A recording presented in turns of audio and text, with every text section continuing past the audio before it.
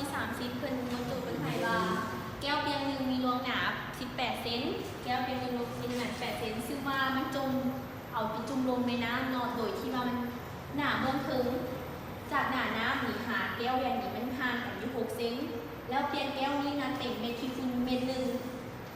ถ้าเขาเบิ่งแนวถ้าเขาแนวลงไปซื้อเนาะโดยที่มันเป็นตั้ง390 องศาเขาจะเห็นว่า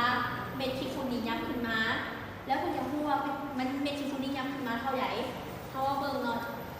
จากอันปรากฏการณ์ของเขาก็คือเขาจะวางเป็นการทางอัตราการทางเสียงของแก้วนี่อยู่ในสภาพเป็นรอบที่1นี่เขากราฟ1.5 หรือว่า3.2แล้วของน้ำอัตราการทางเสียงของน้ำนี่อยู่ในสภาพเป็นรอบที่2เขาหมายเขากับ4.3แล้วอากาศนี้เขาหมายเป็นสภาพเป็นรอบที่3เท่ากับ1แล้วเขามาเบิ่งจากบทแก้ของเขาสิ่งที่เขารู้ก็คือเขารู้อยู่ว่า x1 นี่นะเป็นเท่ากับ18เนาะอันขวดรวมหนาของแก้วหา s2 นี่เป็นระยะห่างแต่หนาน้ำหาแก้วนี่6 เซนแล้วคุณอยากรู้ว่าเวลาของเม็ดขี้ฝุ่นอยู่จุดนี้นะยังขึ้นมานี่มันจะเท่ากับเท่าไหร่จากสภาพเป็นรอบของน้ำเนาะหาแก้วเขาจะได้อยู่ว่าบอกแล้วเราว่า n2 เท่ากับ4/3 n1 เท่ากับ 1.5 แล้ว s1 เท่ากับ18แล้วรู้ว่า s1 ขีดเท่ากับเท่าไหร่จากสูตรเนาะ s1 ขีดเท่าส่วนให้ s ขีดส่วนเท่ากับให้ n2 ส่วน s1 เท่ากับให้เราจะถอดเอา s ขีด s1 ขีดเนาะเท่ากับ u n2 คูณให้ s1 ส่วนให้ n1 เท่ากับเขาก็จะมาแทนสูตรแทนค่าเฉลี่ยได้อยู่16 เซน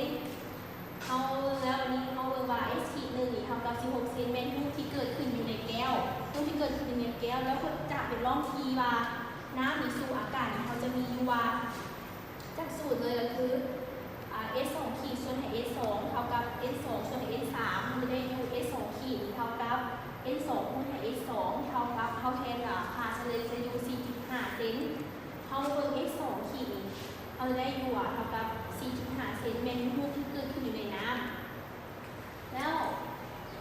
เขามีนะเขามี s เท่ากับ s1 บวก s2 เท่ากับ18เขาแทนค่าเฉลี่ย18บวก6เท่ากับ24 เซนแล้ว s ขีด